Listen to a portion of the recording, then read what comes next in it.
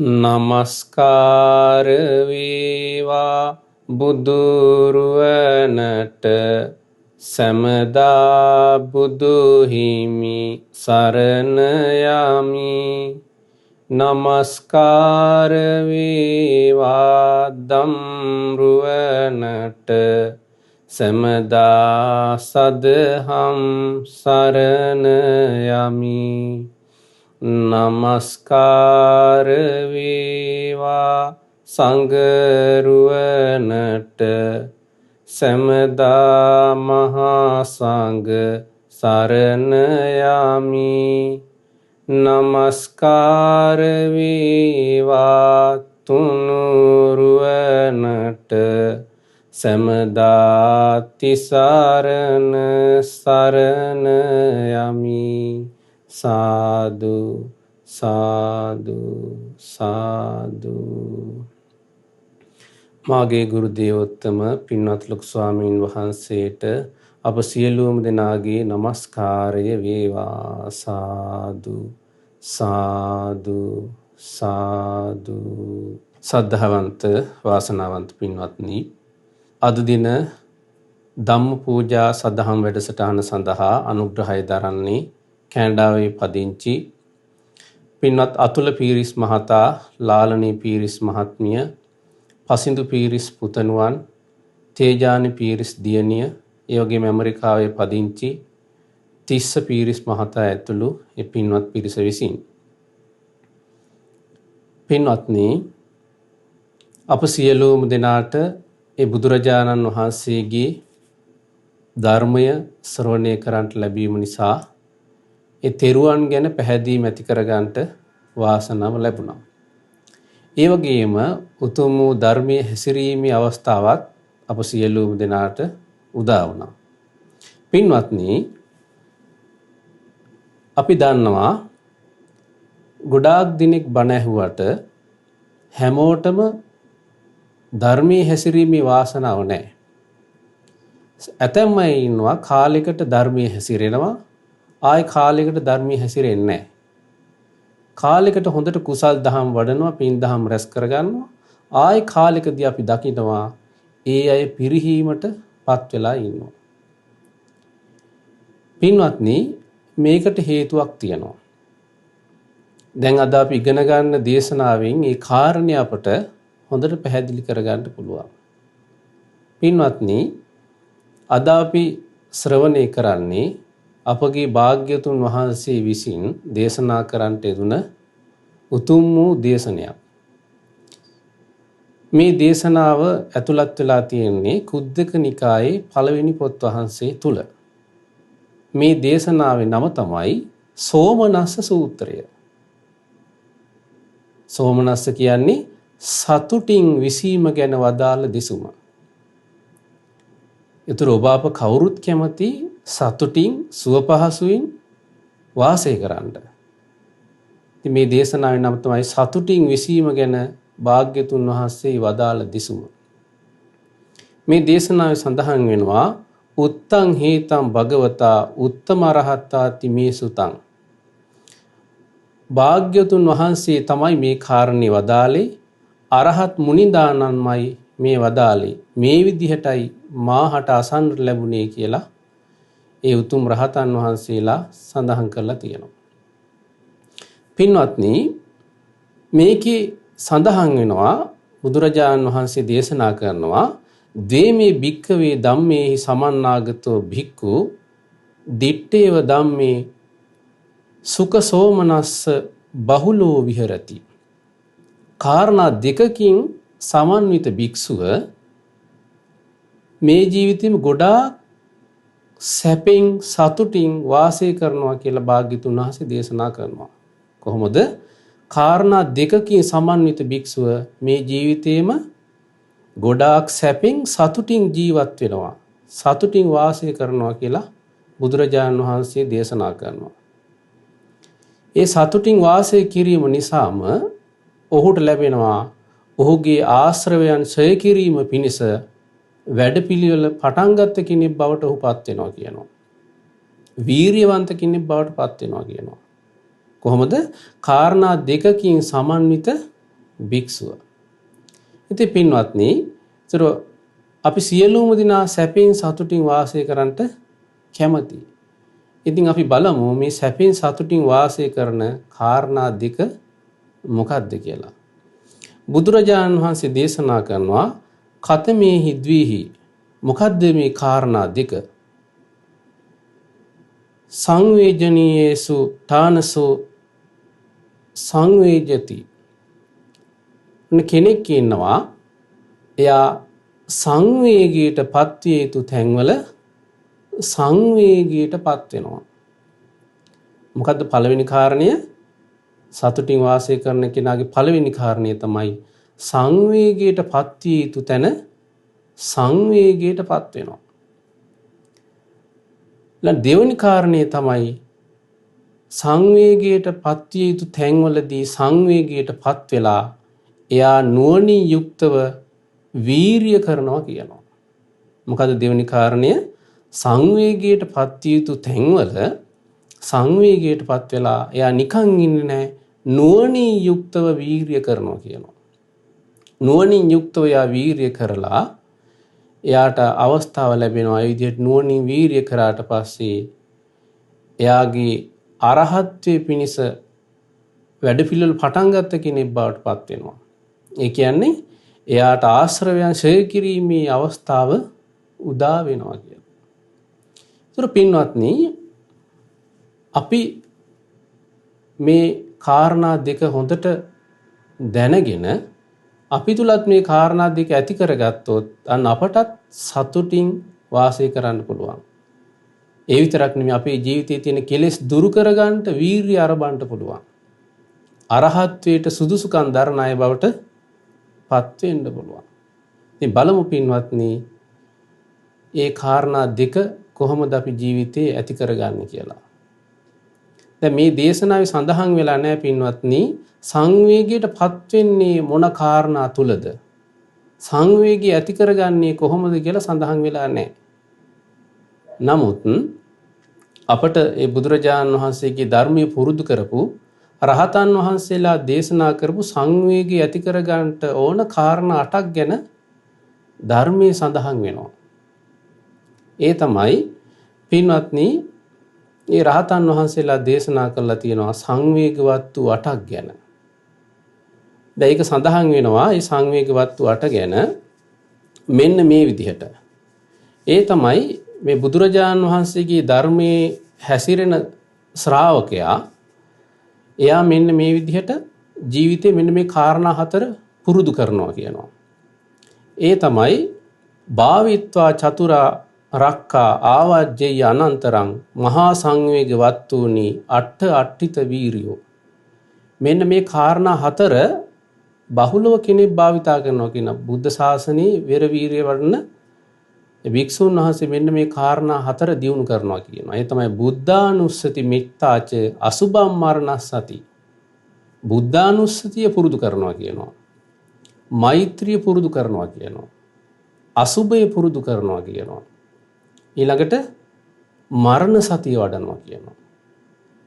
ওই කාරණා 4 වඩන භික්ෂුව ඊළඟට දියුණු කරනවා කියනවා. ඊළඟට සංවේගය ඇති කරගන්න කාරණා 8 නිතර නුවණින් මෙනෙහි කරනවා කියනවා. ඒ තමයි ඒ සංවේගවත් 8 මෙන්න මේ විදිහට ගාථාවකින් සඳහන් කරලා තියෙනවා. ජාති ජරා ව්‍යාධි චුති අපායා අතීත අපත්තක වට දුක්ඛං ඉදානි ආහාර ගවිට්ටි දුක්ඛං සංවේගවත්තුනි ඉමානි අට්ඨ කියලා රහතන් වහන්සේලා ගාථාවකින් ඒක දේශනා කරනවා. ඒ තමයි ජීවිතයේ සංවේගය ඇති කර ගන්නට ඕන කාරණා 8ක් රහතන් වහන්සේලා අපිට පෙන්වලා දෙනවා.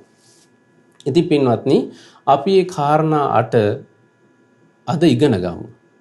ඒ කාරණා 8 ඉගෙනගෙන අපේ ජීවිතයේ එදිනදා සංවේගය ඇති වෙන ඒ කාරණා 8 මුණ ගැහුනට පස්සේ අපි සංවේගය ඇති කරගෙන ධර්මයේ හැසිරෙන්න මහන්සි ගමු. එතකොට ඔබට පැහැදිලි වෙයි මේ කාරණා තුල සංවේගයට පත්වෙච්ච නැති කෙනා තමයි ධර්මයේ හැසිරෙන්නේ නැත්තේ. සංවේගයට පත්වෙච්ච කෙනා තමයි වීරියෙන් යුක්තව ධර්මයේ හැසිරෙන්නේ. කෙනෙක් ඉන්නවා කලින් කුසල් දහම් වඩනවා, පින් දහම් රැස් කරගන්නවා.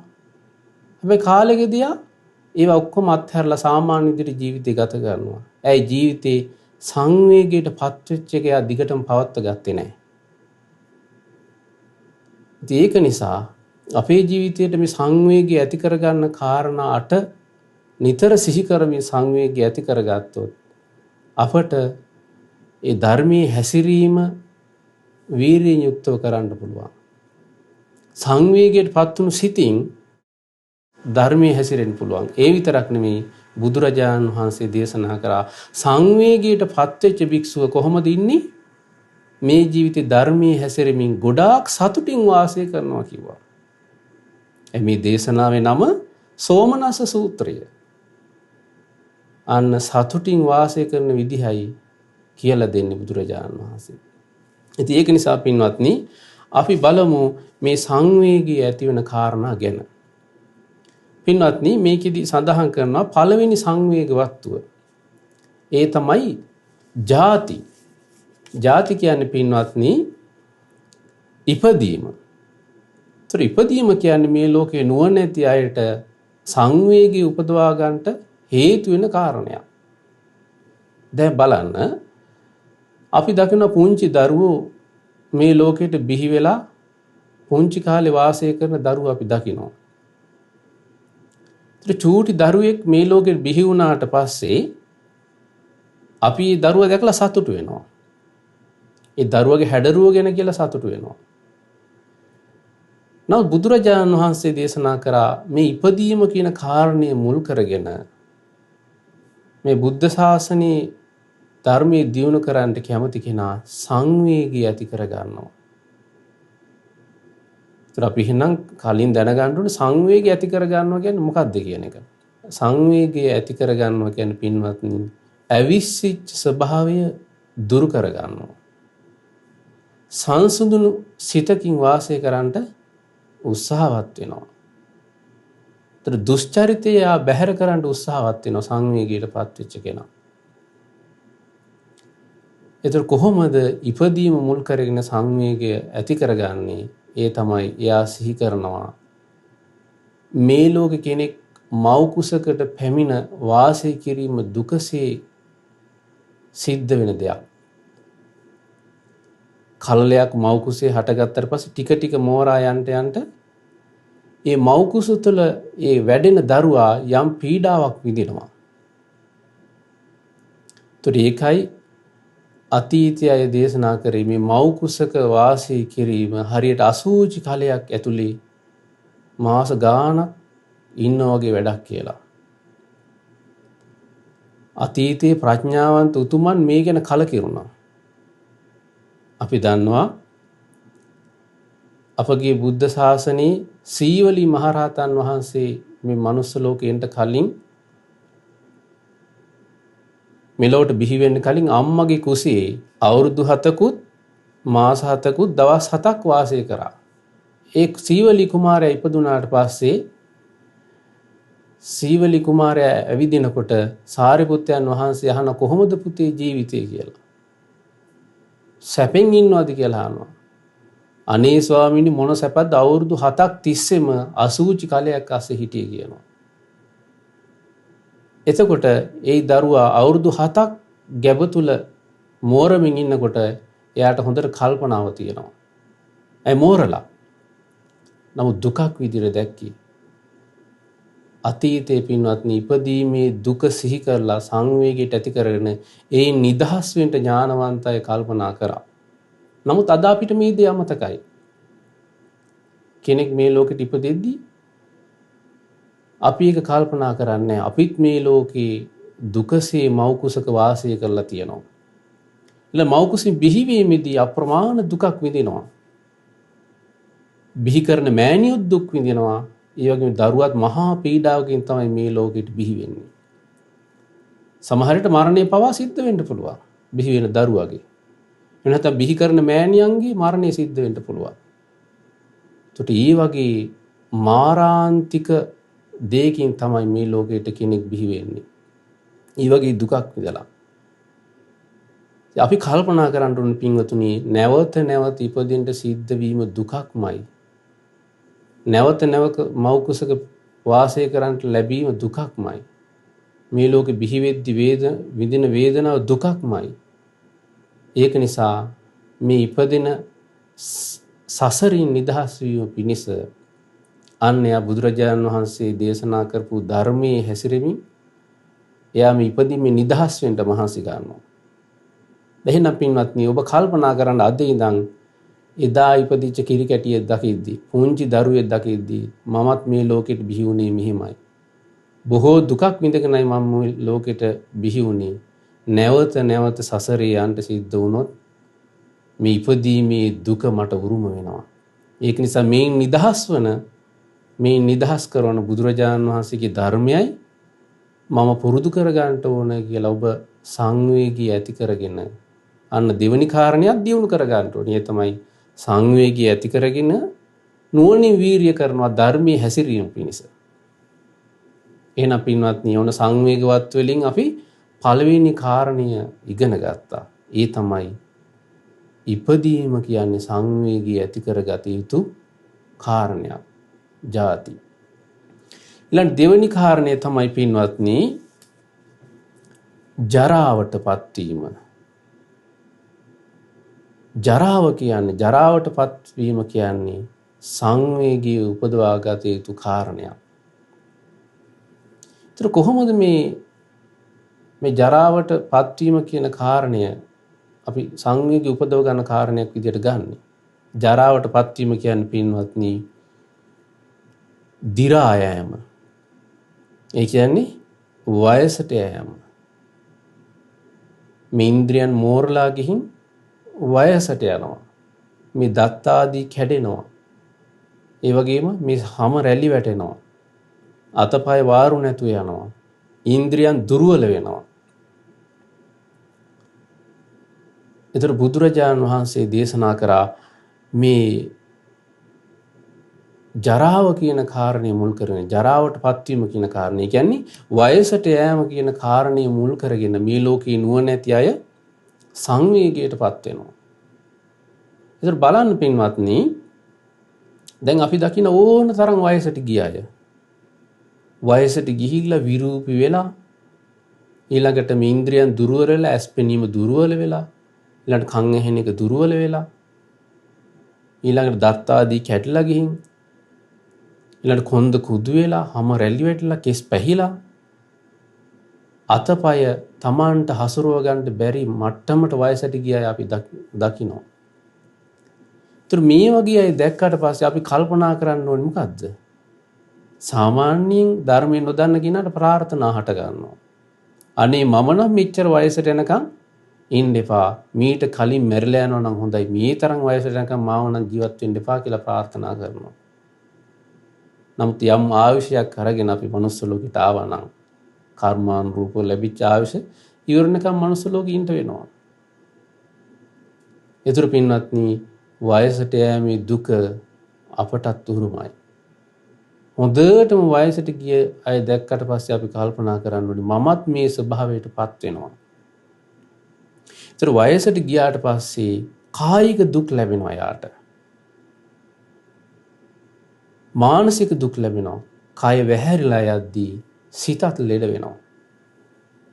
නමුත් කෙනෙක් මේ කාරණය සංවේගවත්වක් විදිහට අරගෙන මේ වයසට යෑමේ දුක දැකලා ඒ නිදහස් වීම පිණිසයි බුදුරජාණන් වහන්සේ ධර්මයේ දේශනා කරේ.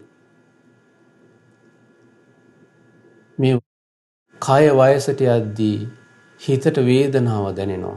අනේ මම දැන් ටික ටික වයසට යනවා, මම වැහැරිලා යනවා. ඒතර අපි සතුටු වෙන්නේ තරුණ කාලේ ගත්ත ඡායාරූප දැකලා මං ඒ කාලේ මෙහෙම හිටියා, මේ කාලේ හොඳට හයිය හතිය තිබ්බා කියලා ඒ අතීතය ගැන සිහි කර කර අපි වර්තමානයේ දුක් වෙනවා. බුදුරජාණන් වහන්සේගේ ධර්මය දියුණු කරපු කෙනා එහෙම දුක් වෙන්නේ නැහැ. එයා ඇස් දෙක වයසට යද්දි, කන් දෙක වයසට යද්දි, ඊළඟ හැම රැලි වැටෙද්දි, දත් ආදී කැඩලා යද්දි, කොන්ද කුදු වෙද්දි මේ වගේ දුක් කරදර පීඩා වයසට යෑම හේතුවෙන් එයාගේ ජීවිතයට පැමිණෙද්දී එයා කල්පනා කරන්නේ, එයා සිහි කරන්නේ බුදුරජාණන් වහන්සේ දේශනා කරපු වචනේ නම් ඒකාන්තයෙන්ම සත්‍යයි. ඒ දේශනා කරපු අනිත්‍ය ධර්මය මම මගේ ජීවිතය තුලින් දැන් අත්දකිනවා. ඊළඟට මේ ඉන්ද්‍රියන් ඇස කන දිව නාසය කය මනස කියන ඉන්ද්‍රියන් මට ඕන විදිහට පවත්වන්න බෑ.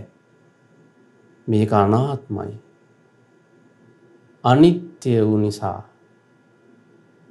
අනාත්ම බවට පත්වෙච්ච නිසා සැපක් උපදින්නේ ධර්මයේ පුරුදු කරගත්තේ නැති කෙනාට.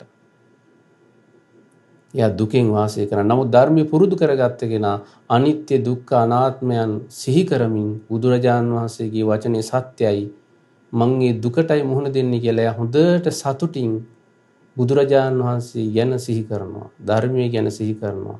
සංඝ රත්නය ගැන සිහි කරමින් වාසය කරනවා. අන්න ජරාවට පත්වීම කියන දේ මුල් කරගෙන සංවේගයට පත් වෙලා ඒ නිදහස් වීම පිණිස බුදුරජාණන් වහන්සේ දේශනා කරපු ධර්මයේ වීරියෙන් යුක්තව හැසිරෙනවා. සමහර කෙනෙක් වයසට යෑම දැක්කට පස්සේ එයා ඒ දේ දැක්කට පස්සේ එයා ඒක අමතක කරලා දාන්න උත්සාහ කරන්නේ. වයසට ගිය අය දිහා නොබලා ඉන්නයි උත්සාහ කරන්නේ. නුවණ තියෙන කෙනා ඒක සංවේගවත්වක් විදිහට අරගෙන නුවණින් යුක්තව ඒ නිදහස් වීම පිණිස ධර්මයයි පුරුදු කරන්නේ. අන්න ඒකයි පින්වත්නි සැබෑවටම සංවේගයට පත්වෙච්ච පුද්ගලයා වීරියෙන් යුක්තව ධර්මයේ හැසිරෙනවා කියන්නේ. ඒකයි බුදුරජාණන් වහන්සේ දේශනා කරේ මේ කාරණා ගිහි කෙනෙක් වේවා පැවිදි කෙනෙක් වේවා නිතර සිහි කරනවා නම් එයා වීරියෙන් යුක්තව ධර්මයේ හැසිරෙන ඉපදීමේ දුක වයසට යෑමේ දුක. දැන් අපි සංවේගවත් වූ සංවේගය ඇති කරගන්න කාරණා දෙකක් කතා කරා. ඊළඟ තුන්වෙනි කාරණය සඳහන් වෙන්නේ පින්වත්නි ව්‍යාධි දුක. ව්‍යාධිය කියන්නේ සංවේගය ඇති කරගත යුතු කාරණයක්. ව්‍යාධියටපත් වෙනවා කියන්නේ මොකද්ද? ලෙඩ දුක් කරදර වලට ගොදුරු වෙනවා. ලෙඩ දුක් කරදර වලට ගොදුරු වුණාට පස්සේ අන්න නුවණ තියෙන කෙනා සංවේගය ඇති කර ගන්නවා. ඒතර අපි ඕන තරම් ලෙඩ වෙච්ච අය දකිනවා. ලෙඩ වෙච්ච අය දැකලා අපි ඒ අය කෙරෙහි අනුකම්පාවකුත් උපදව ගන්නවා. හිත දුකටපත් වෙනවා. සංවේගය ඇති වෙනවා ලෙඩ වෙච්ච අය දැක්කට පස්සේ. අන්න බුදුරජාණන් වහන්සේගේ ශ්‍රාවකයා සංවේගය ඇති කරගන්නවා මමත් ලෙඩ වෙන කෙනෙක්. මේ ලෙඩ වෙන ස්වභාවය මම ඉක්මවා නැහැ. ඒක නිසා මම බුදුරජාණන් වහන්සේගේ ධර්මයේ මම පුරුදු කරගන්න ඕනි කියලා ලෙඩ වෙච්ච අය දැක්කට පස්සේ එයා ලෙඩ වෙන්න කලින්ම බුදුරජාණන් වහන්සේගේ ධර්මයේ පුරුදු කරන්න මහන්සි ගන්නවා. දැන් බලන්න මේ වගේ කාලෙක මුළු ලෝකෙම භයානක වසංගතයකින් වෙලාගෙන බොහෝ දෙනෙක් ලෙඩවීමට ගොදුරු වෙලා අවසానයි. ඒතර මේ කාරණා කෙනෙක් දැක්කොත් හරියට එයා හොඳට මේ කාලය තුල සංවේගය ඇති කර ගන්නවා.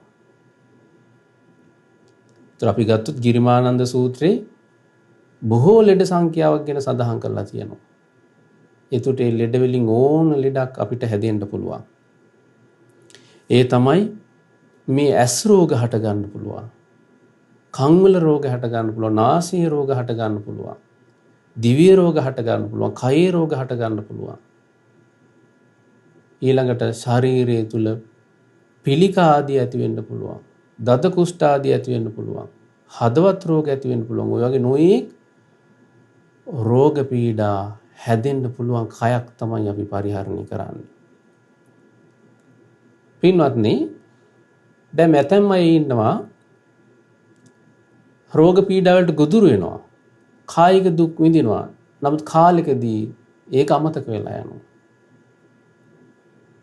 දැන් අපිට අපි අඳුරන අය අසනීප වුණාට පස්සේ අපි කාලෙකදී අහනවා අර අසනීප දැන් හොඳයිද? ඒතර ඒ කෙනාටවත් මතක නැහැ මොන අසනීපයක් ගැනද මේ අහන්නේ කියලා. කොයි අසනීපද කියලා අහනවා. සමහරට ස්පිරිතාලෙන් අතර වෙලා ඉඳලා සැත්කම් කරලා බොහෝ දුකටපත් වෙලා දුකසේ වාසය කරපු අය. නමුත් ඒ ගැන අහද්දී ඒක යාලට මතක නැහැ. ඒක සිහි කරන්නේ. නමුත් නුවණ තියෙන කෙනා ඒ කාරණා මුල් කරගෙන හොඳට සංවේගය ඇති කරගෙන නුවණින් යුක්ත වීරය කරනවා. දවසක් මට මහත්තයෙක් මුණ ගැහුණා. ඒ මහත්තයා හොඳට සංවේගය ඇති කරගත්ත කෙනෙක්. එයා කියන ස්වාමින් වහන්සේ මම ඉස්සර පින්දහම් කරේ නැහැ. මම සාමාන්‍ය හොඳට කාලා බීලා මේ ජීවිතේ විතරයි අපිට තියෙන්නේ කියලා බොහොම සතුටින් විය පැහැදම් කරලා හිටපු කෙනෙක්. මගේ අතින් දුෂ්චරිතය බව සිද්ධ වුණා. නමුත් මට හදවත් රෝගයක් හටගත්තා.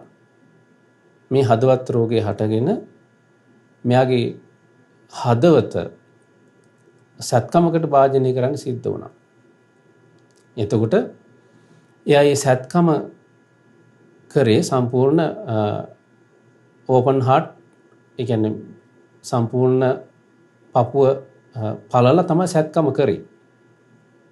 සත්කම කරලා මෙයාගේ තුවාල වේලුන්නේ නැහැ. තුවාල වේලුන්නේ කාලෙකදී ආයේ දොස්තරලා තීරණය කරා නැවත හදවත් සත්කම ඒ කියන්නේ කරන්න සිද්ධ වුණා මෙයාගේ. නමුත් දැන් තුවාලේ වැඩි වෙච්ච නිසා ආයෙ සිහිය නැති කරන්න බෑ. සිහිය නැති කරන්නේ නැතුව PFC තියෙද්දිම ආයෙ තුවාලේ සුද්ධ කරලා මහන්න ඒ මෙහුන් දාන්න තීරණය කරා. මෙයා කියන ස්වාමීන් වහන්සේ එදා මට කරපු දෙවණියට කරපු ඔපරේෂන් එක හොඳටම දැනුණා. මම එදා මාරාන්තික වේදනාවක් අත්විඳා කියනවා. ඒ තමයි ඒ සත්කම යාට දැන් කල්පනාව තියෙනවානේ. ඒ සත්කම කරද්දී මෙයාට එක අවස්ථාවක් යෙදিলা තියෙනවා. හුස්ම ගන්නවත් බෑ. ගත්ත හුස්ම ආයෙ හෙලන්නවත් බෑ. ඒතර සම්පූර්ණ පොඩි වෙලාවකට හුස්ම හිර වෙලා මෙයාගේ. මෙයාට මේ මොහොතේ කල්පනා වෙලා තියෙනවා යම් හේකින් මම ජීවත් වුණොත් කුරා කූඹියටවත් මම අද ඉඳන් හිංසා කරන්නේ නැහැ කියලා මේ දැඩි අදිෂ්ඨානයක් ඇති කරගෙන අර මොහොතේ පොඩි කාලයක් තුල ඒ චූටි කාලය තුල එහෙම අදිෂ්ඨාන කරගෙන මෙයාගේ වාසනාවට මෙයා බේරුණා. මෙයා බේරිලා අපිත් එක්ක කිව්ව විස්තරේ එයා ෆෝන් එකේ දාගෙන ඉන්න ඉස්සරහින්ම එයාගේ හදවත් සත්කම කරපු ෆොටෝ එක. ඒ තුවාලේ කුණු වෙච්ච ෆොටෝ එක දාගෙන ඉන්නවා. එයා ඒක නිතර බලබලා සිහිය උපද්දව ගන්නවා කියනවා මම මේ වගේ මාරාන්තික දුකකින් මාරාන්තික ලෙඩකින් බේරිච්ච කෙනෙක් කියලා සිහි කරගෙන එයා හොඳට දැන් පින්දහම් කරනවා. ඒ කාරණේ මුල් කරගෙන වන්න නුවණ තියෙන කෙනෙක් මාරාන්තික වේදනාවක් විඳින්මින් සංවේගය ඇති කරගත්තා. අද කාලේ දැන් කොරෝනා හැදිලා හොඳ වෙච්ච අය කියනවා හවසට නිදාගද්දී දවස්වල මම නිදාගත්තේ කොරෝනා හැදිලා ඉද්දී හෙට උදේ අවදි වෙයිද කියලා විශ්වාසයක් නැතුව කියනවා. මේ ලෝකේ හැම දෙයක්ම අතාරින්න පුළුවන් මානසික මට්ටමක් ආවා කියනවා. ඇයි? දියේ ගිලෙනවා වගේ මාරාන්තික දුක විඳ විඳ තමයි හුස්ම අදින්නේ. වතුර කෙනෙක් ගිල්ල මැරෙන්න යන්නේ විනාඩියක් දෙකක් වගේ. නමුත් කොරෝනා රෝගයේ දරුණු වෙලා නියුමෝනියා තත්ත්වයට ආපු කෙනා හුස්ම ඇද ඇද දවස් ගණන් විඳවනවා. මෙරි ජීවත් වෙනවා. ඒතර මේ මිනිස්සු කියනවා මේ ලෙඩේ නම් හදා ගන්න එපා. මේක පුදුමාකාර දුකක් තියෙන කියලා. ඔවුන් අනිත් අයට කිව්වා වගේ මේ සංවේගය ඇති කරගත්තා නම් ඒ කාරණේ මුල් කරගෙන ඒ කවුරුත් පව් වැඩ කරන්නේ නැහැ. ඒ කවුරුත් දුෂ්චරිතය දෙන්නේ නැහැ. අනේ බුදුරජාණන් වහන්සේමයි අපිට තියෙන පිහිට. ධර්මයේමයි පිහිට, සංඝ රත්නයේමයි පිහිට කියලා ඒ රැකවරණය තමන්ගේ ජීවිතයට ඇති කරගන්න මහන්සි ගන්නවා. පින්වත්නි, දැන් අපි කතා කරේ ව්‍යාධිය නැමැති සංවේගවත්ව ගැන. ඒතර කෙනෙක් රෝග පීඩා ජීවිතයට එද්දී ඒ නිදහස් වීමට මඟ ලැබිච්ච කෙනා රෝග පීඩා වලින් විඳින්මින්ම මේ නිදහස් වෙන්න මාර්ගයක් අපට ලැබුණා. මේ නිදහස් වෙන මඟ බුදුරජාණන් වහන්සේ දේශනා කරා කියලා එයා සතුටින් වාසය කරනවා ඒ ධර්මයන්ට මුහුණ දෙමින්. පින්වත්නි, ලෙඩවීම නිසා ලෙඩවීම උරුම කරගෙන ඉන්න අය ලෙඩවීම නිසාම දුක් වෙනවා. නමුත් බුදුරජාණන් වහන්සේගේ ධර්මයේ දැනගත් ශ්‍රාවකයා මේ නිදහස් වෙන්නයි බුදු කෙනෙක් මේ ලෝකෙට පහළුනේ. ඒ නිදහස් වෙන ධර්මය මම පුරුදු කරනවා කියලා එයා තමන්ගේ ජීවිතයේ තුලින්ම ධර්මයේ දකිමින් සතුට වෙනවා. මේ ශරීරයේ වැහැරලා යද්දී ලෙඩ දුක් හැදෙද්දී බුදුරජාණන් වහන්සේගේ වචනේමයි ඒකාන්තයෙන්ම සත්‍ය. මේ ධර්මයේ පුරුදු කරලා අතීතයේ උතුමන් වහන්සේලා නුවණ තියන අය මේ ලෙඩ වෙන ජීවිතේ නිදහස් වුණා. මටත් මේ නිදහස් වීමේ වාග්ය තියෙනවා කියලා එයා ධර්මයේ පුරුදු කරනවා සතුටින්. ඒකයි දේශනා කරේ සංවේගයට පත් වෙලා නුවණින් වීරිය කරන කෙනා සැපසේ වාසය කරනවා කියලා. ඒතර තමන්ගේ ශරීරයම තමන්ගේ ලෙඩ වෙන කයම යාට කමටහනක් බවට පත් වෙනවා සැබෑ ශ්‍රාවකයාට. එයා අඬන්නේ ශෝක කරන්නේ වැළපෙන්නේ බුදුරජාණන් වහන්සේ සත්‍ය වූ දෙයක් දේශනා කරා කියලා. බුදුරජාණන් වහන්සේ කියන පැහැදීමෙන් වාසය කරනවා. පින්වත්නි, අම්බපාලි රහත් තෙරණිය දේශනා කරනවා තේරී ගාථාවල ඇයගේ කය කලින් තිබ්බ විදිය සිහි කරලා වර්තමානයේ තියෙන තත්වය ගැන ඇය කියනවා. ඉස්සර මගේ කෙස් මේ විදිහට ලස්සනයි. නමුත් දැන් කෙස් හාලුම් වගේ හොඳටම දිරලා ගිහින් කියනවා. ඊළඟට ඇස්වල ස්වභාවය, හමේ ස්වභාවය ඉස්සර මේ විදිහට ලස්සනට තිබ්බා. නමුත් දැන් ඒවා අනිත්‍ය වෙලා ගිහින් බුදු සමිඳුන්ගේ වචනේ නම් ඒකාන්තයෙන්ම ඇත්තක්මයි කියලා ඇය සතුටින් මේ තේරී ගාථාවල සඳහන් කරනවා. ඒතර පින්වත්නි, ලෙඩවීම කියන කාරණේ මුල් කරගෙන කෙනෙක් සංවේගය ඇති කරගත්තොත් එයා ඒ නිදහස් වීම පිණිස ධර්මයේ පුරුදු කරනවා. පුරුදු කරන්නේ කොහොමද? සතුටින් පුරුදු කරන්නේ.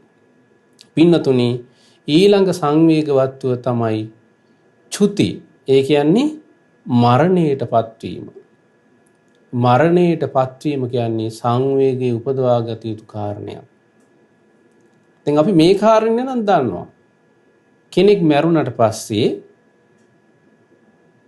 ඒ මැරිච්ච කෙනාට ශෝකය ප්‍රකාශ කරන එකේ සඳහන් කරලා තියෙනවා. මේට සංවේගයටපත් දූදරු පිරිස, මේට සංවේගයටපත් ඥාති පිරිස කියලා අන්න ඒ කාරණේ නම් සඳහන් කරලා තියෙනවා. නමුත් අපි ඉහත කතා කරපු කාරණා සංවේගය ඇති කරගත යුතු කාරණා. ඒතර සැබෑවටම අපිට හිතට දැනෙන සංවේගය ඇති කරගත යුතු කාරණේ තමයි ප්‍රධාන එක මරණය. ඒතර කෙනෙක් මරණයටපත් වුණා කියන්නේ එයා ලෙඩ වෙලා මරණයටපත් වුණා නම් දුක් විඳලා එයා මරණයටපත් වෙන්නේ. දැන් අපි දන්නවා සමහර අය ලෙඩ වෙලා එක්තැන් වෙලා ඉන්නවා. සමහර අය සති ගණන් ඉන්නවා අතපය හොල්ලන්නේ නැතුව, කතා කරන්නේ නැතුව, ඉංගියක්වත් දෙන්න බෑ යාට අතපය වලින්.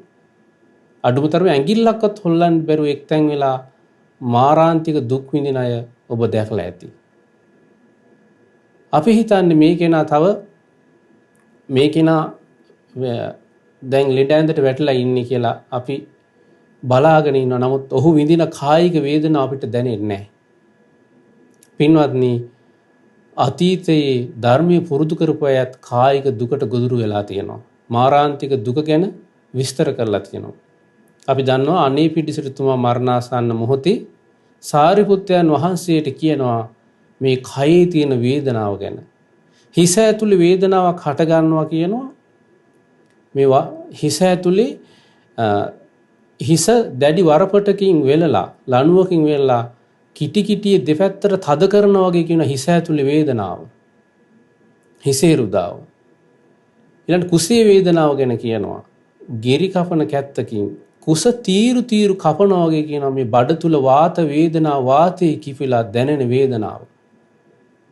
ඊළඟ කයේ තියෙන දාහය දැවිල්ල හට ගන්නවා කියනවා. බලවත් පුරුෂයෝ දෙන්නෙක් අතපය හතරින් අල්ලගෙන කිනි අඟුරු වලක් උඩින් අල්ලගෙන ඉන්නවා වගේ කියනවා කයේ දැවිල්ල. ඒතර බලවත් පුරුෂයෝ කියන්නේ එයාට ඒ අයගේ ග්‍රහණයෙන් මිදෙන්න බෑ.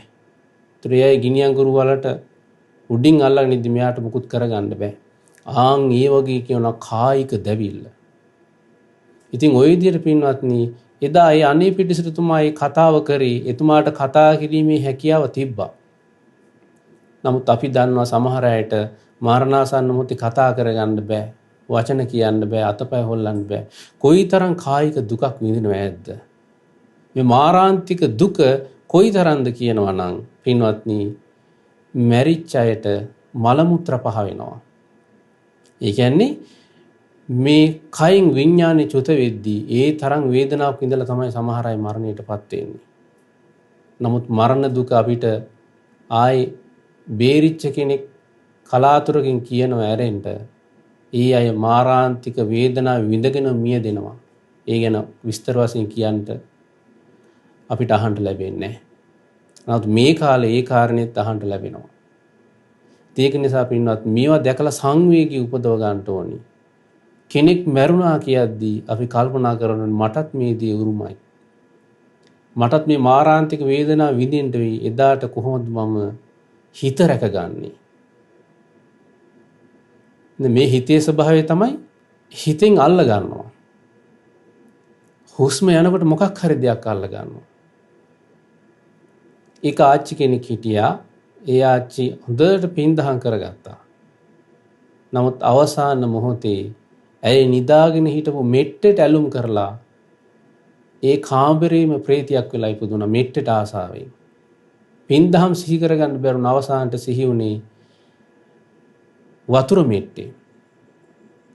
ඒ කියන්නේ ඇඟේ දැවිල්ල වැඩි නිසා වතුර මෙට්ටයත් අවසාන කාලේ පාවිච්චි කරේ. මේකෙන් ලැබිච්ච සුව පහසුවට අහු වුණා. ඒක තමයි අවසාන මොහොතේ තොළු වැඩ කරේ. පින සිහි කරගන්න බැරි වුණා. ප්‍රේත ලෝක ඉපදුනේ. ඒතර මේ වගේ පින්දහම් කරත් හිත වඩලා නැත්තම්, හිතට රැකවරණයක් හදාගෙන නැත්තම්, එයාට හිත රැකගෙන මරණයටපත් වෙන්න වෙන්නේ නැහැ. එයා මොකක් හරි අල්ලගෙන තමයි මරණයටපත් වෙන්නේ. ඒක නිසා පින්වත්නි, මේ මරණ දුක අපි සිහි කරන්න ඕනේ.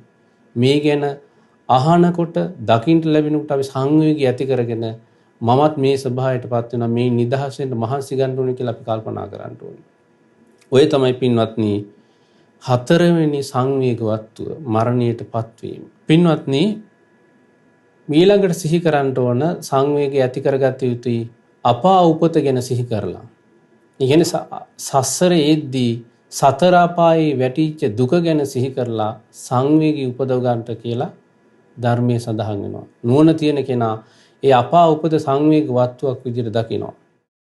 දැන් බලන්න පින්වත්නි, අපි අහලා තියෙනවා ඒ බුදුරජාණන් වහන්සේට හිංසා කරපු දේවදත්ත අපා ඉපදුනා කියලා.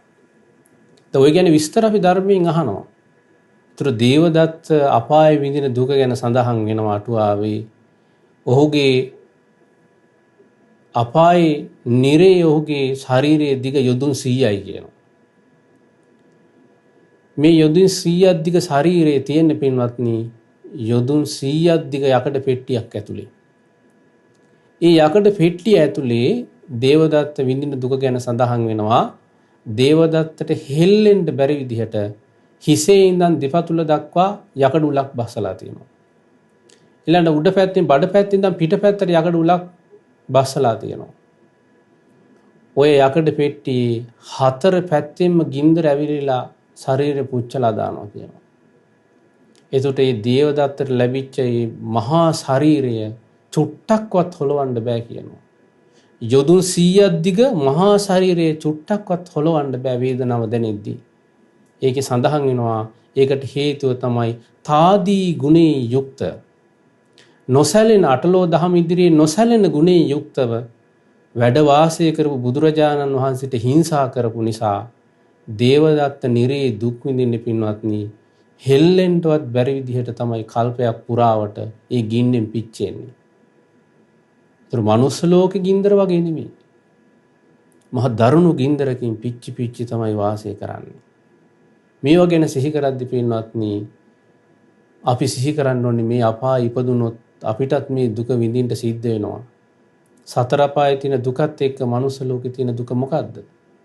මිනිස්සු කියන පින්වත්නි මම අපා දුක් විඳිනවා කියනවා. නෑ පින්වත්නි, ඒ ඕන් විඳින්නේ මනුස්ස ලෝකයේ තියෙන දුක්. තුර සතර අපායේ දුක කොයි තරම්ද කියලා අපිට බුද්ධ දේශනාවලින් ඉගෙන ගන්නට ලැබෙනවා. තිරිසන් ලෝකේ තිරිසන් සත්තු විඳින දුක අපිට ඇස් දෙකෙන් දකින්න පුළුවන්. ඒ වගේ මේ සතර අපායේ දුක සිහි කරලා කෙනෙක් සංවේගය ඇති කර ගන්න ඕනේ. දැන් පින්නදී පුංචි ගිනි පුපුරකට පිච්චුනොත් උදාහරණයකට හඳුන් කූරකට චුට්ටක් පිච්චුනොත් ඒක කොච්චර වේදනාවක් දැනෙනවද අපිට? මුළු කයම මහා ගින්නකින් අධික උෂ්ණත්වයකින් නිතරම දවලා දාද්දී කොහොම වේදනාවක් ඇද්ද? ඒක නිසා පින්වත්නි මේ ගැන සිහි කරමින් සංවේගය ඇති කර ගන්න ඕනේ. සංවේගය ඇති කරන මේ නිදහස් වීම පිණිස සතර අපායේ නිදහස් වීම පිණිස ඒ තිසරණයේ පිහිට කරගෙන ඒ ලැබිච්ච ලාභය ගැන සිහි කරමින් ධර්මයේ හැසිරෙන්න ඕනේ. ආන්‍යා සිහි කරන මං తాවකාලික නමුත් සතර අපායෙන් නිදහස් වුණා ධර්මයේ පුරුදු කරගත්තොත් ස්ථීරවම සතර අපායෙන් නිදහස් වෙන්න පුළුවන් කියලා. එයා සතුටින් ධර්මයේ පුරුදු කරමින් සැනසෙල්ලේ වාසය කරනවා. අන්න ඒකයි දේශනා කරේ සංවේගය ඇති කරගෙන නුවණින් වීරිය කරන කෙනා ගොඩාක් සතුටින් වාසය කරනවා කියලා.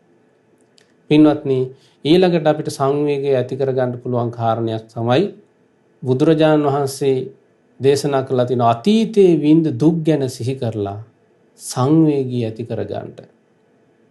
පින්වත්නි බුද්ධ කාලේ අතීතයේ විඳපු දුක ඥාණයෙන් දැකපු ශ්‍රාවකයෝ හිටියා. අරහත්ත්වයට පත් වෙලා නැති භික්ෂුන් වහන්සේලා 39ක් දවසක් භාග්‍යතුන් වහන්සේ ළඟට පැමුණා. ඒ හැමෝටම පෙර ජීවිත සිහි කරන්න පුළුවන්. නමුත් රහත් වෙලා නැහැ. ඉතින් බුදුරජාණන් වහන්සේ දේශනා කරනවා පින්වත් මහණෙනි අතීතයේ ඔබ මේ විදිහට ඉපදිලා ඉඳලා තියෙනවා. මේ විදිහට ඔබ කඳුළු සාල්ලා තියෙනවා. මේ විදිහට ඔබෙන් රුධිරය ගලාගෙන ගිහින් තියෙනවා කියලා නොඑක ආකාරයෙන් ඒ අතීතයේ ආදීනව ගැන සිහි කරමින් ඔවුන්ට අතීත ජීවිත දකිමින් නේද ප්‍රත්‍යක්ෂ කරමින් ඒ සංස්කාර ගැන කලකිරීමේ හැකියාව තිබ්බයිදා. ඒ ගැන සිහි කරමින් ඒ භික්ෂුන් වහන්සේලා අරහත්ත්වයටපත් වුණා. ඊතර පින්වත්නි අපි අතීතයේ වාසය කරපු අය, අතීතයේ අප්‍රමාණ දුක් විඳපු අය, අතීතයේ සතර අපාය, නිරය කියන තැන්වල ඕන තරම් දුක් විඳා. නිරේ මහගෙදර වගේ කරගෙන අපි ඉඳලා තියෙන්නේ. ඒක නිසා ඒ ගැන කලකිරීම ඇති කර ගන්න ඕනේ. වර්තමානයේ නිදහස් වෙලා ඉන්නවා. ධර්මයේ පුරුදු කර ගන්නට පුළුවන් ලෝකික අපි ඉපදිලා ඉන්නවා. ඒක නිසා ඒ ධර්මයේ පුරුදු කර ගන්න ඕනේ. අතීතයේ විඳ දුක් සිහි කරමින්. ඉතින් මේ විදිහට බුදුරජාණන් වහන්සේ දේශනා කරා නුවණ තින ශ්‍රාවකයා අතීතයේ විඳ දුක් ගැන එයා සිහි කරලා ඒ ගැන කලකිරෙනවා. සංවේගය ඇති කර ගන්නවා. බොහෝ කාලයක් සසරේ ආපු කෙනෙක් කියලා පිළි අරගෙන ඒ නිදහස් වෙන්න මහන්සි ගන්නවා කියලා. ඒතර පින්වත්නි අපි සංවේගය ඇති කරගත යුතු කාරණා 6ක් ගැන දැන් කතා කරා. ඊළඟට 7 වෙනි කාරණේ තමයි අපත්තක වට දුක්ඛං නොපැමිණි අනාගතේ දුක. එහෙම කාරණේකුත් සඳහන් වෙනවා මේකේ. ඒ කියන්නේ අනාගත සසරේ යද්දිත් අපිට බොහෝ විට දුක් කරදරමයි උරුම වෙන්නේ. පින්වත්නි පින්දහම් කරලා දෙවියන් අතර ඉපදුනත් ඒ පින ඉවරුණාට පස්සේ ආය අපි පහලට වැටෙන්න පුළුවන්. ඒක නිසා පින්වත්නි ධර්මයේ තුල පිහිටපු නැති කෙනාට, තිසරණේ සරණ ලබාගත් නැති කෙනාට අනාගතයේ අනතුරු තියෙනවා. ඒක නිසා වර්තමානයේ අවබෝධයෙන්ම කලකිරීම ඇති කරගත්තොත්, සංවේගයටපත් වුණොත්, සංසිඳුණු සිතින් වාසය කරමින් ධර්මයේ පුරුදු කරොත් අනාගතයේ දුක්ඛයට ගෙවලා දාන්න පුළුවන්. කෙනෙක් සෝවාන් වුණොත් එයා උපරිම උපදින්නේ ආත්ම භාව 7යි. එයාට මහා දුක්ඛන්දක් ෂේ කර ගැනීමේ අවස්ථාවක් තියෙනවා. ඉතින් ඒක නිසා පින්වත්නි නැවත නැවත ඉපදින්න සිද්ධ වීම අනාගතයේ පංච උපාදානස්කන්ධයක්මයි ලැබෙන්නේ. ඒක දුකක් විදියටයි භාග්‍යතුන් වහන්සේ දේශනා කරේ. එහෙම කෙනෙක් සිහි කරද්දී එයා කොහෙවත් හිත පිහිටව ගන්නෙ නැහැ. එයා ධර්මයේ පුරුදු කරන්න පුළුවන් විදියටයි එයා අනාගතේ හිත පිහිටව ගන්නෙ. වර්තමානයේ කලකිරීමෙන් වාසය කරමින් ධර්මයේ පුරුදු කරමින් එයා සතුට වෙනවා. අනාගතයේ මං ඉපදුනත් රැකවරණේ සහිත තැනකයි උපදින්නේ. ඒක මට ලාභයක්මයි මේ ධර්මයේ ලැබීම කියලා සතුටින් ධර්මයේ පුරුදු කරන කෙනෙක් බවට පත් වෙනවා. අනාගත සසරේ දුක සිහි කරමින්. ඒක ඔබ නොඇසූ කාරණයක් වෙන්න ඇති. නමුත් මේ සංවේග වත්ත තුල ඒක උතුම් රහතන් වහන්සේලා සඳහන් කරලා තියෙන අනාගතී ඉපදුනත් ඒකත් දුක් සහිත දෙයක් කියලා සිහි කරන්න කියලා. ඉතින් පින්වත්නි ඊළඟට සඳහන් වෙනවා 8 වෙනි සංවේග වත්තු විදිහට දේශනා කරනවා ඉදානි ආහාර ගවිට්ටි දුක්ඛං. මේ ආහාර සෙවීමේ දුක ගැන කෙනෙක් සිහි කරනවා නම් අන්‍යයන් සංවේගී උපදව ගන්න පුළුවන්. මේක සසරේ දුකක් විදිහට යා දකින්නේ. දැන් ආහාර හොයන්න මිනිස්සු කොච්චර මහන්සි ගන්නවද? පුංචි කාලේ ඉඳන් ඉගෙන ගන්නවා. ඊට අවුවේ වේලෙමින් රස්සාවල් කරන වැස්සේ තෙමෙමින් සීතලට පින්නට මේවට මුහුණ දෙමින් ආහාර හොයන්ටයි මේ දුක් විඳින්නේ. ඒතර සමහර ඇතම් අය විදේශගත වෙනවා.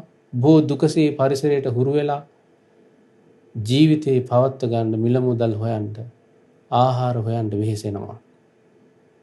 ඉතින් බුදුරජාණන් වහන්සේ දේශනා කරා සැබෑවටම මේ ගැන කලකිරිච්ච කෙනා ලෝකයට චෝදනා කරන්නේ. දැන් බලන්න බඩු මිල ගණන් යද්දී මිනිස්සු මොකද්ද කරන්නේ? ගෙදර ගණන් බිරිඳ ස්වාමියාට බයිනවා. ඊළඟ දරුවන්ට බයින වියදම් වැඩි මේ කාලේ මෙහෙමයි මේව කරගන්න අමාරුයි කියලා. ඊළඟට රජයට බයිනවා. තමන් වැඩ කරන ආයතනයේ ඉන්න අයට බයිනවා. කොයිතරම් මිනිස්සු පව් ගොඩක් රැස් කර ගන්නවද? නමුත් කෙනෙක් කල්පනා කරනවා නම් මේ හැම ව්‍යසනයකටම මම මුහුණ දෙන්නේ. මේ ආහාර හොයන්න මෙච්චර දුක් විඳින්නේ මම සසරේ යන නිසා. ඊළඟ අනිත් අය යටතේ රැකී ආරක්ෂා කරමින් පීඩාවටපත් වෙනවා. ඒ හැම එකක්ම බුදුරජාණන් වහන්සේගේ ශ්‍රාවකයා කල්පනා කරන්නේ මේක තමයි ආහාර සෙවීමේ දුක. මේක තමයි බුදුරජාණන් වහන්සේ දේශනා කරේ මේ ගැන කලකිරීම ඇති කරගන්න කියලා. ඒතර කෙනෙක් මේ ජීවිතේ දුකසේ ආදායම උපදවනවා නම් බොහෝ වෙහෙස මහන්සි වෙලා නම් මේ ජීවිතේ පවත්වගෙන යන්නේ. එදා වෙලා හරි හම්බ කරගන්නේ. එයා දුකසේ නම් කාලය ගෙවන්නේ. එයා කල්පනා කරන්නේ මම සසරේ දන් නොදීපු නිසා තමයි. පින්දහම් රැස් නොකරපු නිසා තමයි මම මේ ජීවිතේ මේ දුකසේ හරි හම්බ කරන්නේ. බොහොම දුකින් පීඩාවෙන් වාසය කරන්නේ. එහෙනම් බුදුරජාණන් වහන්සේ මේක වෙනස් කරගන්න මට මාර්ගය පෙන්වලා දුන්නා. ඒ තමයි පින්දහම් රැස් කර ගැනීම. දම්පැන් පූජා කිරීම. ධර්මයෙන් පිහිට සලසා ගැනීම. මේ කාරණා තමයි විසඳුම් විදියට බුදුරජාණන් වහන්සේ දේශනා කරේ. එහෙනම් මට මේ දුක් විඳින ජීවිතේ නිදහස් වෙන්න මඟ බුදුරජාණන් වහන්සේ පෙන්වලා දුන්නා. මට ඒක අනුගමනය කරන්න අවස්ථාව ලැබිලා තියෙනවා. මම මේ ධර්මයේ පුරුදු කර ගන්න ඕනේ කියලා එයා සතුටින් මේ ධර්මයේ පුරුදු කර ගන්නවා. වර්තමානයේ දුක් විඳ එයා ධර්මයේ පුරුදු කරලා ඒකෙන් සතුටක් ලබනවා. මේ දුක් විඳින ජීවිතේ නිදහස් වෙන්න මට ධර්මයේ මුණ ගැහුණානේ. පින්දහම් රැස් කරගන්න අවස්ථාව ලැබුණානේ කියලා සතුටින් වාසය කරනවා. අන්න පින්වත්නි ආහාර සෙවීමේ දුක දැකලා කෙනෙක් සංවේගයටපත් වුණොත් ඒ දුක් විඳින ජීවිතේ නිදහස් වෙන්න එයා ධර්මයේ පුරුදු කරගන්නවා. පින්වත්නි බුදුරජාණන් වහන්සේ කාලේ දුගී දුප්පත් අය ශ්‍රාවක සංඝ රත්නයේ දම්පැන් පූජා කළ සුගතිය ඉපදුණා. බුදුරජාණන් වහන්සේ දානේ පූජා කළ සුගතිය ඉපදුණා. ඒ වගේ රැකවරණي සලසගත්තා. ඉතින් පින්වත්නි මේ කියපු කාරණා 8 අපේ ජීවිතයේ එදිනදා මුණ ගැහෙනවා. ඒ තමයි පින්වත්නි ඉපදීමේ දුක අපිට දකින්න අහන්න ලැබෙනවා. සංවේගය ඇති කරගන්න පුළුවන්. ඊළඟට වයසට යෑමේ දුක, ලෙඩවීමේ දුක. ඊළඟට පින්වත්නි මරණයට පත්වීමේ දුක. ඊළඟට අපාය උපත ගැන අහන්න ලැබෙනවා. අතීතයේ විඳ දුක් ගැන අහන්න ලැබෙනවා. අනාගත සසර ඉපදුනත් මේ වගේ දුක්මයි තියෙන්නේ. ආහාර සෙවීමේ දුක ගැන අහන්න ලැබෙනවා. මේවා දැනගෙන සංවේගය ඇති කරගත්තොත් එයා ධර්මීයමයි හැසිරෙන්නේ.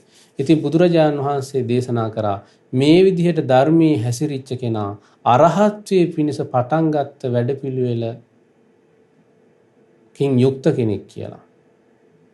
ඒ කියන්නේ අරහත්ත්වයේ පිණිස ආශ්‍රවයන් ශ්‍රේ කිරීම පිණිස වැඩපිළිවෙල පටන් ගත්ත කෙනෙක් බවට පත් වෙනවා. පටන් ගත්ත කෙනාට මොකක්ද අවසානයේ ලැබෙන්නේ? යාට යම් දවසක ආශ්‍රවයන් ශ්‍රේ කිරීමේ වාසනාව උදා වෙනවා. මේ දේවල් කරන්නේ එයා කොහොමද? සතුටින් තමයි මේ කාරණා කරන්නේ, ධර්මයේ හැසිරීම. ඉතින් ඒක නිසා පින්වත්නි, අපටත් සංවේගී ඇති කරගෙන නුවණින් වීරිය කරමින් මේ ධර්මයේ හැසිරලා මේ ජීවිතේ සතුටින් වාසය කරන්නට අවස්ථාව උදා කරගන්න පුළුවන්. ඉතින් ඒක නිසා ඔබ සියලුම දෙනාට ආශිර්වාද කරන්න කැමති. ඒ සංවේගවත් වට එදිනදා ජීවිතේ මුණ ගැහෙන්න, දකින, අහන සංවේගය ඇති කරගත යුතු කාරණා දකිමින් ඒ තුල සංවේගය ඇති කරගෙන ධර්මයේ හැසිරෙන්න වීරිය කරන්නට ඔබ හැමදිනාටම ශක්තිය, ධෛර්ය, වාසනාව ලැබේවා. අද දවසේ මේ ශ්‍රවණය කරපු සෝමනස්ස සූත්‍රය උපකාර වෙලා මේ හැමදිනාටමත් උතුම් වූ චතුරාර්ය සත්‍ය ධර්මය අවබෝධ කර ගැනීම පිණිස මේ ශ්‍රවණය කරන්නට යෙදුන ධර්මයෙන් රැස් වූ පින් හැමදිනාටම උපකාර වේවා. සාදු සාදු සාදු. අද දින ධම්ම පූජා සදහම් දේශනාව සඳහා අනුග්‍රහය දරන්නේ කැනඩාවේ ටොරන්ටෝ නගරයේ පදිංචි පින්වත් අතුල පීරිස් මහතා, ලාල්නී පීරිස් මහත්මිය, පසින්දු පීරිස් පුතණුවන්, තේජානී පීරිස් දියණිය සහ ඇමරිකාවේ වොෂින්ටන් DC නගරයේ පදිංචි තිස්ස පීරිස් මහතා ඇතුළු පින්වත් පිරිස විසින් මේ පින්වතුන් බලාපොරොත්තු වෙනවා මහනුවර තැන්න කුඹුරේ පදිංචිව සිට මීට වසර 30කට පෙර මිය පරලෝ යන්නට යෙදුන EM එඩ්මන් පීරිස් පියාණන්ට පින් අනුමෝදන් කරන්නටත්, ඒ වගේම අද දිනට වසර 10ක් සපිරෙන මිය පරලෝ යන්නට යෙදුන EM බන්දු පීරිස් සහෝදරයාට පින් අනුමෝදන් කරන්නටත්, වසර 22කට පෙර මිය පරලෝ යන්නට යෙදුන EM ගයත්‍රී සමාධි පීරිස් දියණියට පින් අනුමෝදන් කරන්නටත් බලාපොරොත්තු වෙනවා.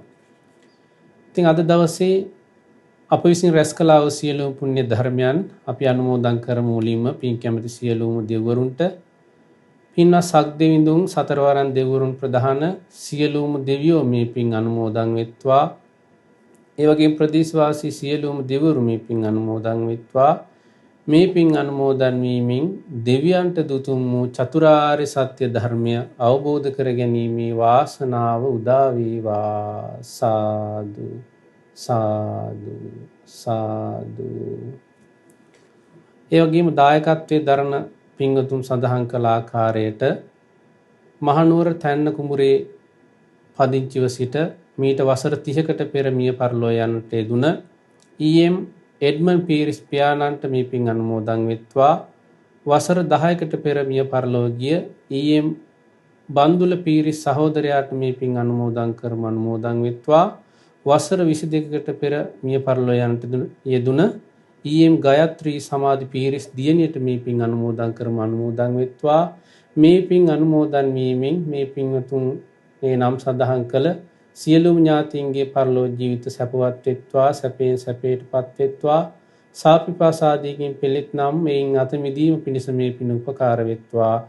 මියගිය ඥාතීන්ටද සසර දුකින් නිදහස් වීමේ වාසනාව උදා වේවා. සාදු සාදු සාදු. ඒ වගේම රැස් කළා වූ සියලුම පුණ්‍ය ධර්මයන් අපගේ ගුරු දේවෝත්තම පින්වත් ලොකු ස්වාමීන් වහන්සේට අනුමෝදන් වෙත්වා. මේ පින් අනුමෝදන් වීමෙන් පින්වත් ලොකු ස්වාමීන් වහන්සේට උතුම් වූ චතුරාර්ය සත්‍ය ධර්මය අවබෝධ වේවා. සාදු සාදු සාදු. ඒ වගේම සුජීවත්ව සිටින GPS පීරිස් මෑණියන්ට මේ පින් අනුමෝදන් වෙත්වා. GP සාපින් පියාණන්ට මේ පින් අනුමෝදන් වෙත්වා. ඒ වගේම HP ඥානවතී මෑණියන්ට මේ පින් අනුමෝදන් වෙත්වා. ඒ වගේම සුජීවත්ව සිටින සහෝදර සහෝදරියන්ට, දූ දරුවන් සියලුම දෙනාට, ඥාති හිත මිත්‍රාදී සියලුම දෙනාට මේ පින් එකසේ අනුමෝදන් වෙත්වා.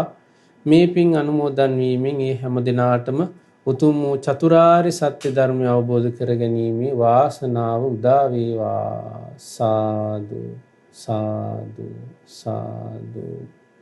ඒ වගේම අද දවසේ ධම්ම පූජා සඳහා අනුග්‍රහය දරන අතුල පීරිස් මහතාට මේ පින් අනුමෝදන් වෙත්වා. ලාලනී පීරිස් මහත්මියට, ඒ වගේම පසිඳු පුතණුවන්ට, තේජානී දියණියට, ඒ වගේම තිස්ස පීරිස් මහතා ඇතුළු දායකත්වයේ දරූ සියලුම පින්වතුන්ට මේ පින් අනුමෝදන් කරම අනුමෝදන් වෙත්වා. මේ පින් අනුමෝදන් වීමෙන් ඒ පින්වතුන්ගේ ධාර්මික සිතුම් පැතුම් සඵල වෙත්වා. රැකී ආරක්ෂා කටයුතු දියුණු වෙත්වා. ඒ වගේම දරුවන්ගේ අධ්‍යාපන කටයුතු දියුණු වෙත්වා. ඒ පින්වත් හැම දිනාටම මේ ගෞතම බුද්ධ ශාසනයේ උතුම් වූ චතුරාර්ය සත්‍ය ධර්මය අවබෝධ කරගන්නට මේ පින් එකසේම උපකාර වේවා. සාදු සාදු සාදු.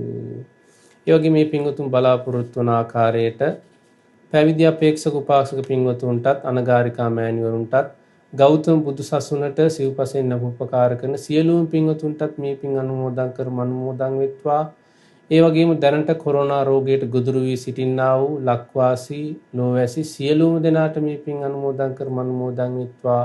මේ පින් අනුමෝදන් වීමෙන් ඒ සියලුම දෙනාට නිරෝගී සුවපත් භාවය සැලසේවා, චිරජීවනයේ සැලසේවා. උතුම් වූ චතුරාර්ය සත්‍ය ධර්මය අවබෝධ කර ගැනීමේ වාසනාව උදා වේවා. සාදු සාදු සාදු. අද දවසේ ධර්ම දාණයෙන් රැස් වූ පින මහමිනාසුපවාසී සියලුම පින්වත් ස්වාමින් වහන්සේලාටත්, ඒ වගේම අනගාരികා මෑණිවරුන්ටත්, පැවිදි අපේක්ෂක උපාසක පින්වතුන්ටත්, ඒ වගේම සද්ධා කාර්ය මණ්ඩලයේ සියලුම දෙනාටත් මේ පින් එකසේ අනුමෝදන් කරමු අනුමෝදන් වෙත්වා. මේ පින් අනුමෝදන් වීමෙන් ඒ සියලුම දෙනාට උතුම් වූ චතුරාර්ය සත්‍ය ධර්මය අවබෝධ වේවා. සාදු සාදු සාදු. මෙවැනි වටිනා ධර්ම දේශනා ශ්‍රවණය කිරීමට ශ්‍රද්ධා ඩේලි YouTube චැනලය සබස්ක්‍රයිබ් කරන්න.